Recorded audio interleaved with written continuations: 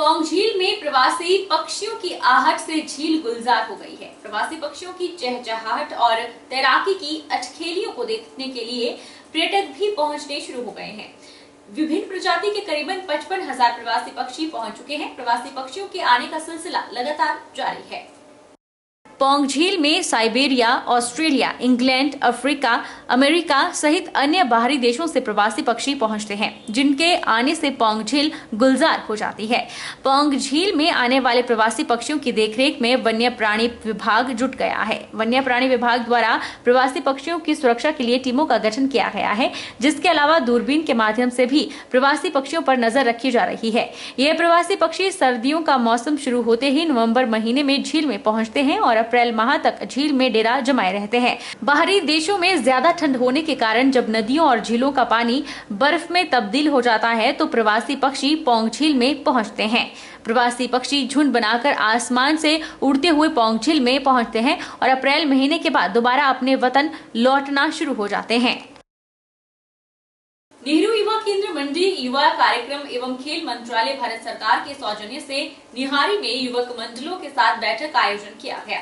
इसके साथ प्रज्ञान career education निहारी में युवाओं के बीच नशा मुक्ति पर भाषण प्रतियोगिता का आयोजन भी हुआ।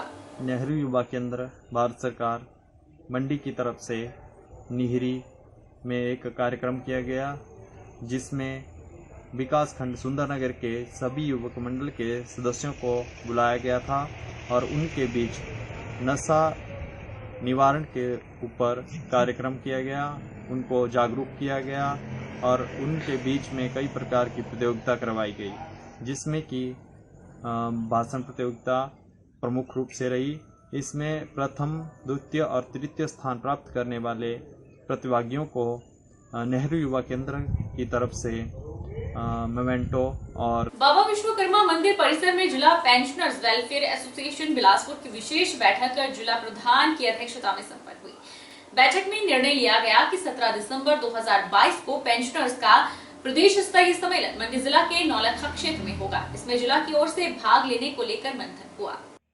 बैठक में सर्वप्रथम नव गठित मंत्रिमंडल हिमाचल प्रदेश को बधाई प्रेषित की गई और साथ ही आशा व्यक्त की गई कि नई सरकार आने वाले समय में पेंशनर समाज की अपेक्षाओं पर बहुत खरी उतरेगी। इसके अलावा हमने 17 दिसंबर 2022 को मंडी के नौलखा स्थान पर होने वाले पेंशनर स्थापना दिवस के उपलक्ष्य में भी वहां पहुंचकर भाग लेने के ऊपर चर्चा की गई और सभी ब्लॉकों को और यूनिटों को से ये उम्मीद की गई कि वो सब लोग कम से कम अपने अपनी यूनिट से 10-10 सदस्यों को साथ लेकर के उस समारोह में पहुंचेंगे और अपने स्थापना दिवस का समारोह को मनाएंगे। इसके साथ साथ हम हर वर्ष अपने जिला स्तर पर भी पेंशनर स्थापना दिवस मनाया करते थे, लेकिन इस बार प्रदेश स्तर पर होने की वजह से हम इसको 17 दिसंबर के जगह 30 दिसंबर को मनाने का हमने निर्णय लिया। चंबा प्रोग्रेसिव काउंसलिंग की मासिक बैठक बुधवार को लक्ष्मण क्लब परिसर में संपन्न हुई। बैठक की अध्यक्षता काउंसलिंग के अध्यक्ष ने की। बैठक के दौरान वक्ताओं ने जनपद की प्यास बुझाने के लिए जिंदा दफन होने वाली रानी सुनैना के समाधि स्थल मलूना के लिए निर्माणाधीन सड़क का निर्माण कार्य जल्द पूरा करने की मांग उठाई। मीटिंग लक्ष्मण क्लब चंबा में हुई। सदस्यों ने सबसे पहले नीरज नैयर, जो भी हाल ही में विधानसभा इलेक्शन में जिनको जीत हुई है, उनको मुबारकबाद दी है और उनसे हमने गुहार लगाई है कि चंबा के अंदर जो भी पेंडिंग काम है, अगर इनको पूरा हो जाए तो चंबा एक अच्छा सुंदर शहर बन सकता है। जैसे सुई माता का मंदिर है, आपको पता है, वहां से सड़क का काम लगा हुआ है मलूड़ा तक। तो हमने ये साहब से यही रिक्वेस्ट करेंगे कि ये अगर सड़क सुई माता का मेला जो 11 अप्रैल को 2023 को है, उससे पूरा हो जाए तो जो भक्त है उनको आने जाने के लिए सुविधा हो जाए। दूसरा, चंबा में सबसे बड़ी प्रॉब्लम है पार्किंग की। पार्किंग काम चला हुआ है आजकल, लेकिन फिर भी काम पूरा नहीं हुआ है। तो हमारी उनसे फिर प्रार्थना है कि काम जो है अगर ये पूरा हो जाए तो बाहर से जो टूरिस्ट आते हैं उनको आने गाड़ी खड़ी करने की सुविधा हो जाएगी। इतना नहीं, चंबा के जो अपने लोग भी हैं वो भी जब बाजार में आते हैं हॉस्पिटल वो भी गाड़ी खड़ी कर सकते हैं। उनसे हमारी ये मांग रहेगी कि जितने भी प्रायोरिटी बेसिस चंबा के डेवलपमेंट के काम अधूरे या चले हुए हैं उनको जल्द से जल्द पूरा करने के ये हमारी मांग रहेगी। यही मांग हमारी प्रशासन से भी है कि जो जरूरी काम जो अधूरे रह चुके हैं उसको प्रायोरिटी बेसिस पे पूरा किया जाए जल्द से जल्द।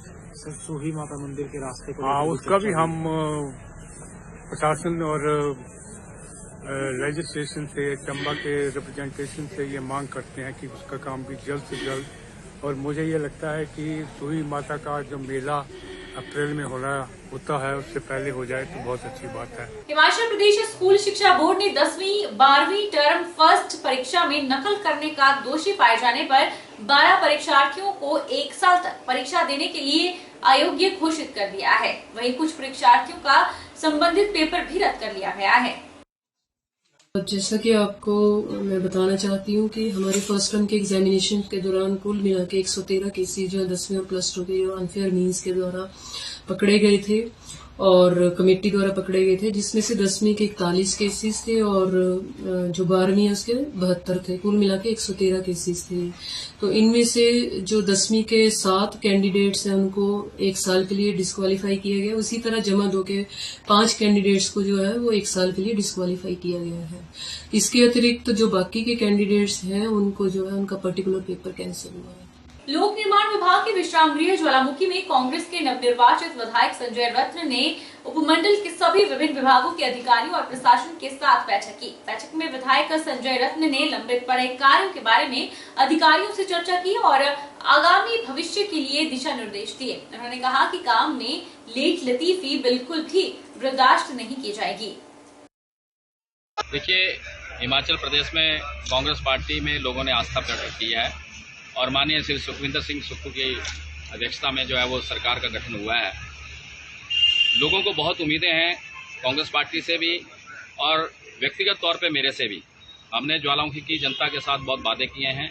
जैसे हिमाचल प्रदेश में कांग्रेस पार्टी ने जो है हमारा शीर्ष नेतृत्व है उसने जो है वो जनता के साथ वादे किए हैं, उसी प्रकार जो है वो हमने ज्वालामुखी की जनता के साथ भी हमने जो है वादे किए हैं। ज्वालामुखी के जनता का दूसरी बार मुझे आशीर्वाद मिला है वोट के रूप में और उन्होंने अपना प्रतिनिधि चुनकर मुझे जो है वो अपनी रहनुमाई करने के लिए हिमाचल प्रदेश की विधानसभा में भेजा है।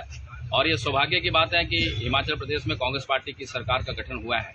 तो अब ये हमारा भी कर्तव्य बनता है कि जो वादे हमने हिमाचल प्रदेश की जनता के साथ या ज्वालामुखी चुनाव क्षेत्र की जनता के साथ मैंने किए हैं उनको हम पूरा करेंगे। नवनिर्वाचित विधायक संजय रत्न ने आज ज्वालामुखी उपमंडल के सभी विभिन्न विभागों के अधिकारियों और प्रशासन के साथ बैठक की। बैठक में विधायक संजय रत्न ने लंबित पड़े कार्यों के बारे में अधिकारियों से चर्चा की और आगामी भविष्य के लिए दिशा निर्देश दिए। उन्होंने कहा कि काम में लेट लतीफी बिल्कुल बर्दाश्त नहीं की जाएगी।